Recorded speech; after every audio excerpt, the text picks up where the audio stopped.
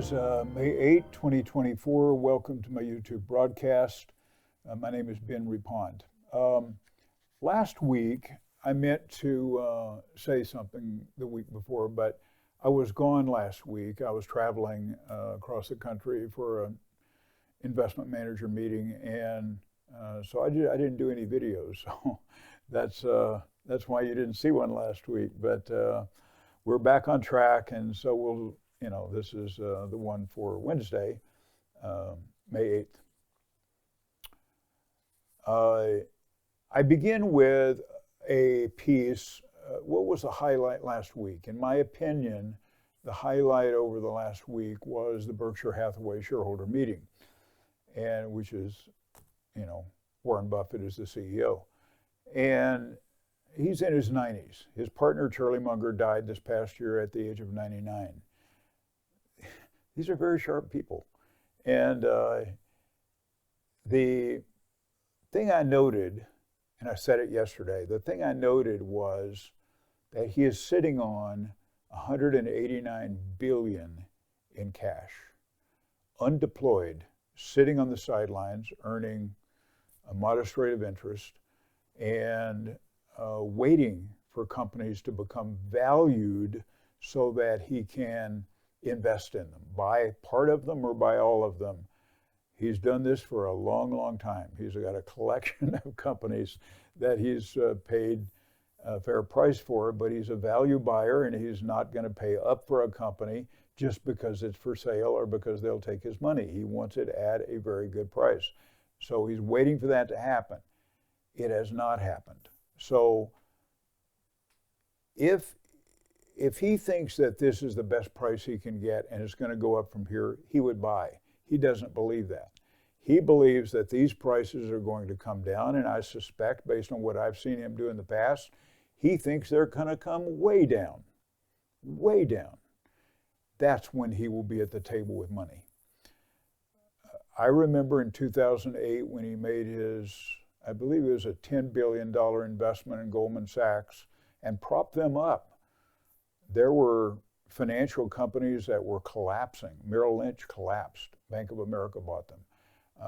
And some of, of course, about Lehman Brothers and Bear Stearns.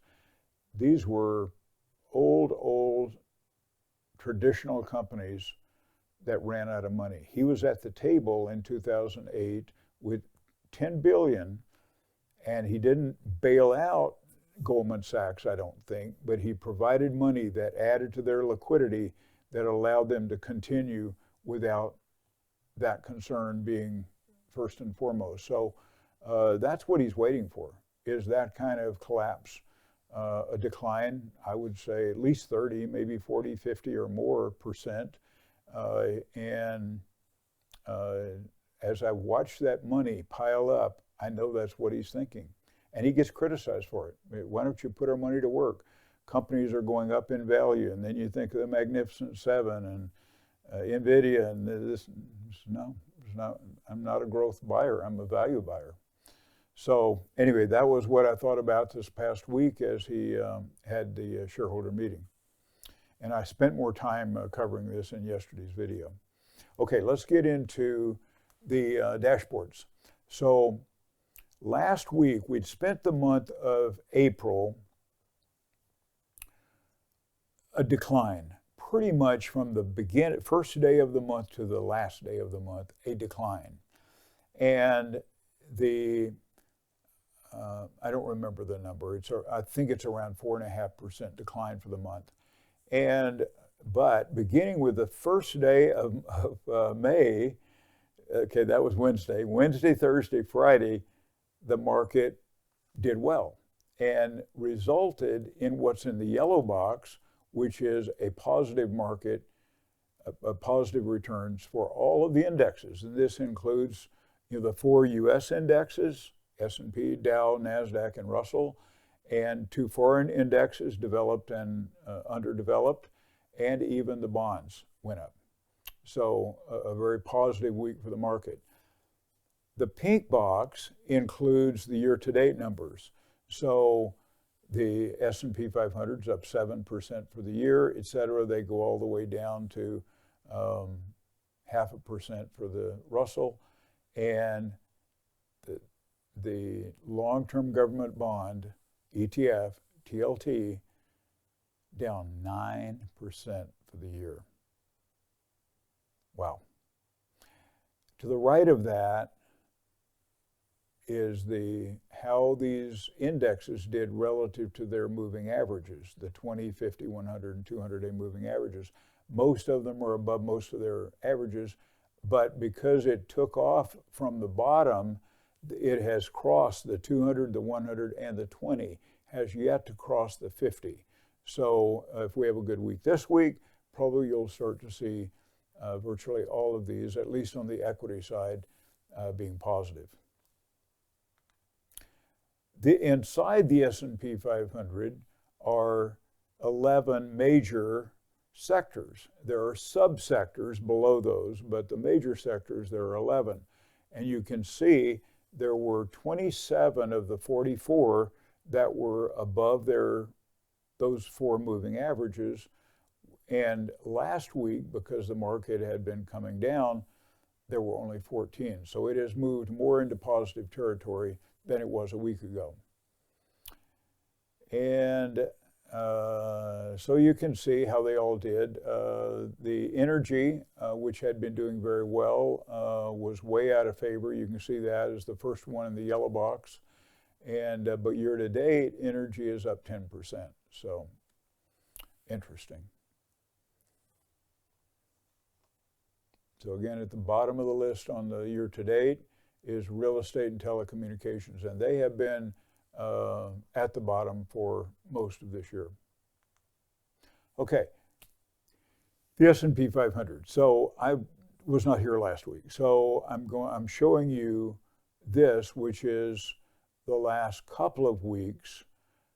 At the end of the black arrow, you can see that the market has gone up in two stages, and that represents the last 2 weeks. Prior to that, the market had come down. You see this toward the right of the chart, had come down, and they used the term, it bounced off of the 20-period moving average. It did bounce off the 20-period moving average and went on back up. So that all positive for the equity markets. Then I put this, I'm going to try to show this every time. So this is a 9-month chart, a candlestick chart, which tells you kind of where it began and where it ended. I won't go through that, but if you understand candlesticks, you can see the last 2 weeks, which I'm going to cover right now. One is it went up for that next to the last candlestick represents starting at the bottom and finishing at the top. The last candlestick represents starting at the top. It did not go up from there very much. It mostly tried and then went down and came back up.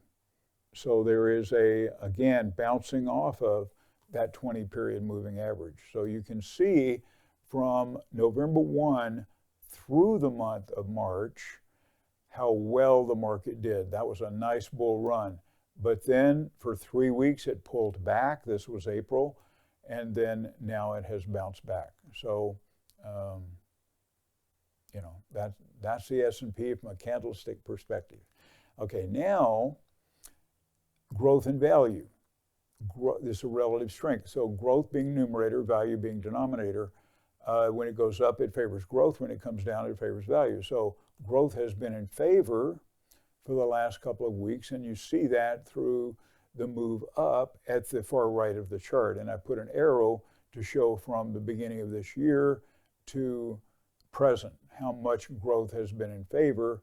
And what's interesting, when you go back to around October 1, what's interesting is how much value was in favor during those past 3 months. November and December, the market took off, but it took off with value, not with growth. Very interesting.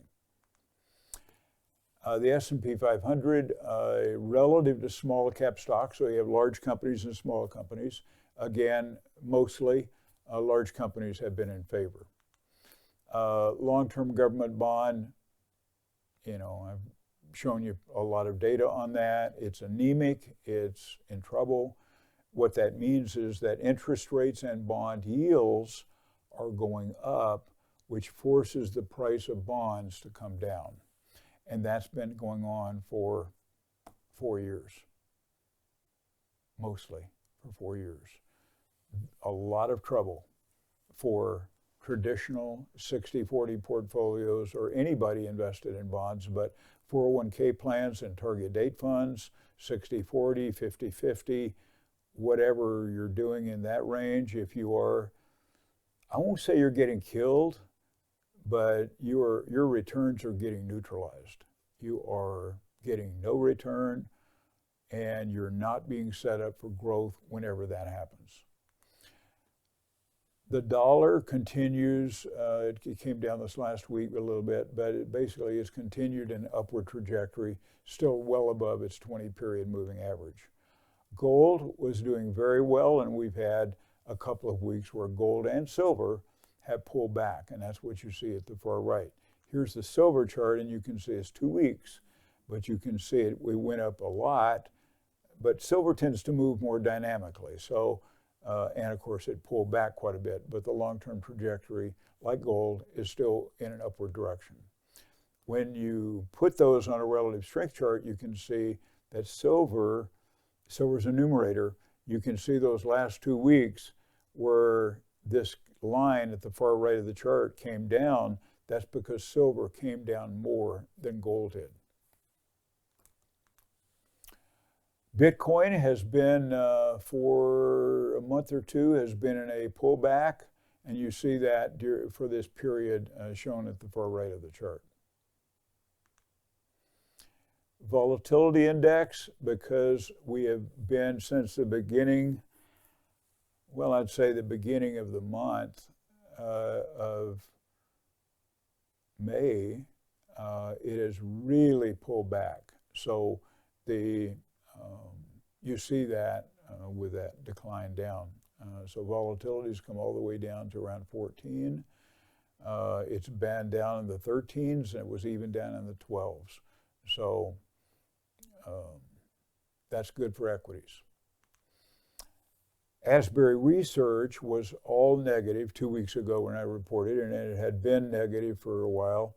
Now it has moved to, through Friday, has moved to 4 indicators that are positive and 2 are still negative.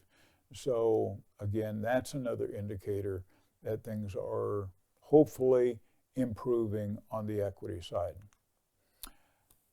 They do a cross-asset relative performance, contrasting one asset with another, and I'll go through those that are in all 3 categories: the last week, the last month, the last quarter. Stocks outperforming bonds, growth outperforming value, developed markets outperforming underdeveloped markets, emerging markets, and developed markets outperforming the U.S., and emerging markets, underdeveloped markets, also outperforming the U.S. U.S. versus the world. So here we have, it's interesting, the countries that for these 3 time periods are outperforming the U.S. They include Peru, Spain, UK, Malaysia, Hong Kong, China, and the entire emerging market collection of countries. I put the US versus Switzerland on here as to just show this is a European country, so you could say this could be a proxy for Europe, but from May of last year, so this gives us about a year to present, look at the trajectory of the S&P 500 represented by SPY over Switzerland. Each country is a little different. I think the outperformance on Switzerland is a little more than some of the others, but they all generally, the S&P generally is moving in an upward direction to the right. Gold and silver. I pointed out that both have struggled for the last couple of weeks. I'm giving you here a 2-week period because I have the data from 2 weeks ago. So over a 2-week period, gold has come down to 23.01 per ounce spot price, 3.7%. Silver has come down from in the 28s range down to 26.56, a decline of 7.3%. And the gold-silver ratio is 86:1.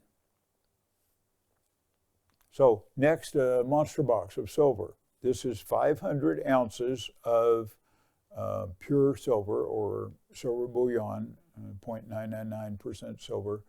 And the markup is $1.17 over spot. And the cost per round, including the markup, is $27.73 when in a box of 500. That's $28.23, in a tube of 20. My son Preston is the source of my information. Okay. Thank you for watching today. If you have questions or comments, leave them in the comment section below.